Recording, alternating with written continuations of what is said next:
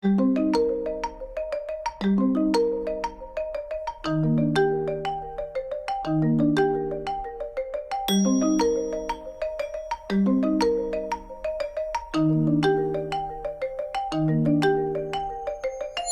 everyone, I expect many of us will be glad to see the back of 2016.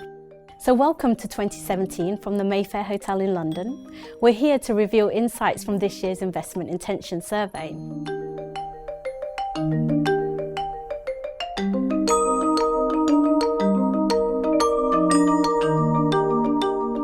Despite the turbulent and unpredictable nature of 2016, enthusiasm for real estate investment remains strong. More cash is heading into global real estate this year, with at least 52 billion euros earmarked for investment. And there's a corresponding rise in average target allocations, up from 10% to 11.5% over the next 2 years.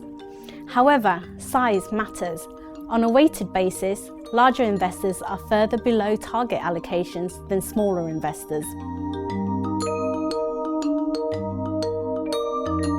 Following the trend of the last 5 years, value-added is the investment style with the most attractive risk-adjusted performance prospects, voted for by 48.7% of investors.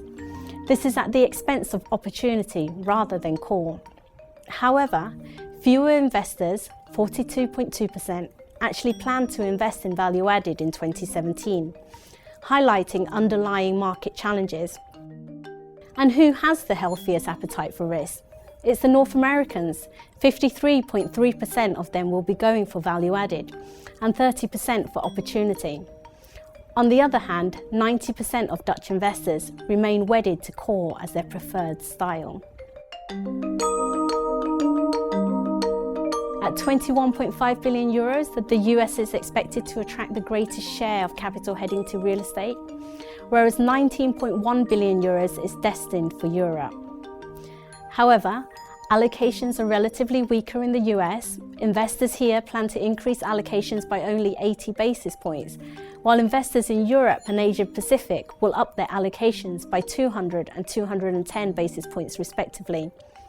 Interestingly, there'll be more cash going into Asia Pacific as investment than there will be coming out of this region this year. Regional markets in Europe have shuffled around a little. The UK and France have leapfrogged Germany into joint first place as investors' preferred target destination.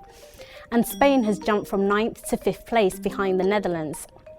Perhaps unsurprisingly, London's lost some of its mojo in the wake of Brexit. London office, for example, has fallen from top spot last year to 4th place this year. It begs the broader question of where we are in the cycle generally. The probable answer is that we've reached the top, but the industry has learnt lessons from past experience.